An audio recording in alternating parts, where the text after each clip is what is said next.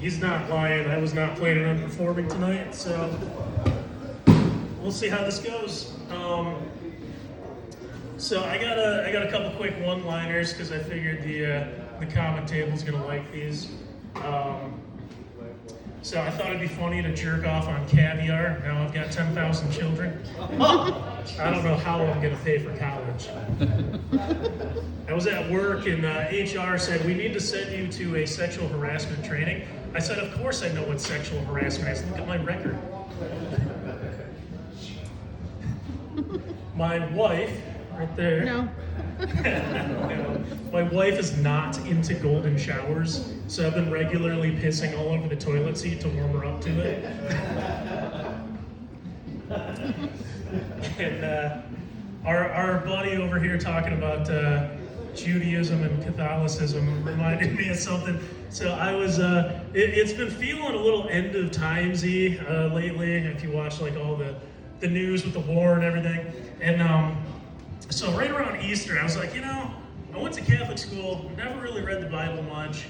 Like, I want to know what's in Revelations. So I put on books on tape. They've got like the whole Bible on tape on YouTube. So I put that on, I fell asleep listening to Revelations. So I was driving to work, and I had traveled for work, so I've got like 2-3 hours in the car routinely. So I'm driving and I'm listening to the first gospel, and so there's a part where, and again, this is YouTube, remember? So there's a spot where they say, Jesus got to the top of the mountain, and then Jesus said to the crowd, if you have an erection lasting for 4 hours, and I'm like, Jesus did not say that. And I looked at my phone, and an ad had popped up right at that exact time. This is not an exaggeration at all. I was like, I need to tell this one time into a microphone. So I was gonna talk about, sometimes when I need material, I'll like call different family members and they'll just hand me bits. And my sister is a prime example of this. So I called her one day, and she basically just handed me my closing bit on a silver platter. So she's one of those people that's like always been super book smart, but you put her in the street and she's not the sharpest, right? But straight A's all through school. So since we've been little kids, have been pulling pranks on her, pulling fast ones, and just doing my best to torment her like a good little brother. So when I was in 3rd grade, she was in 4th grade, and she had to do a book report for school. And so she was gonna do a word search. So she filled in all her words that had to do with the book, and then she comes up to me and she's like, Char, can you help me fill in my word search? And I'm like, yeah, sure. So I grab my Nintendo Game Genie cheat code guide, and I start reading off cheat codes to her. And so, I'm like, SLXPFUCK. And she realized what she had done and what I had done. She's like, oh my God, Charlie. And I'm like, I'm sorry. I won't do it again, I promise. And then I did it again. I got fuck, I got shit, I got bitch, I got ass. I thought it was hilarious. You know who did not think it was hilarious? My parents. When the teacher, the next day, said, oh, Kelly, my ace student, just brought a word search in. Let's make 36 copies and give it to all the kids for homework tonight. Yeah, I got in a lot of trouble for that one. Because all of the kids found the hidden words. So then flash forward, she was 15, I was like 14. We did a family trip to Las Vegas. My dad had won a trip, and I won't get too far into it, but I have a long lost sister who's much older than us. And so she came out too to visit. She lives in California. She comes out, we go out to Vegas, and we're in the mall area of Caesar's Palace. And there's if you've never been there, it's like an outdoor mall. It's painted like you're outside, or indoor mall, but it's painted like you're outside. Clouds and sky and shit. And there's a dessert little nook shop. And we're like, hey, let's go get some desserts. So we sit down, we're eating our desserts, and my sister's got this huge chocolate cake, fudge, hot fudge on chocolate, more chocolate.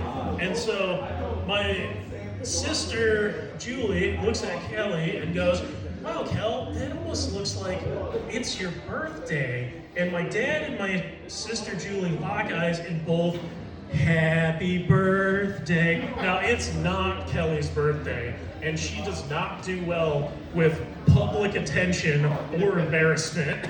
So she slams her hands on the table, gets up, hey, you guys, and starts running out of the shop. Julie and I decide to follow her. And Julie, I'm not saying this is right, and this is a different time we live in, but here's what happened. So Julie starts going, Kelly, why are you running from me? And she's like 8 steps ahead and turns back. She's like, oh my God, I hate you. And so I'm like, Kelly, why would you say that to your sister? She just wants your love. So, handful of years ago, she's been married for a while, so she gets pregnant with her first kid. And so I'm talking to her, and she goes, I was thinking of a name, and I'm like, what are you having? She's like, we're having a boy. And I'm like, okay, well, what names are you thinking? She's like, I really like the name Colby.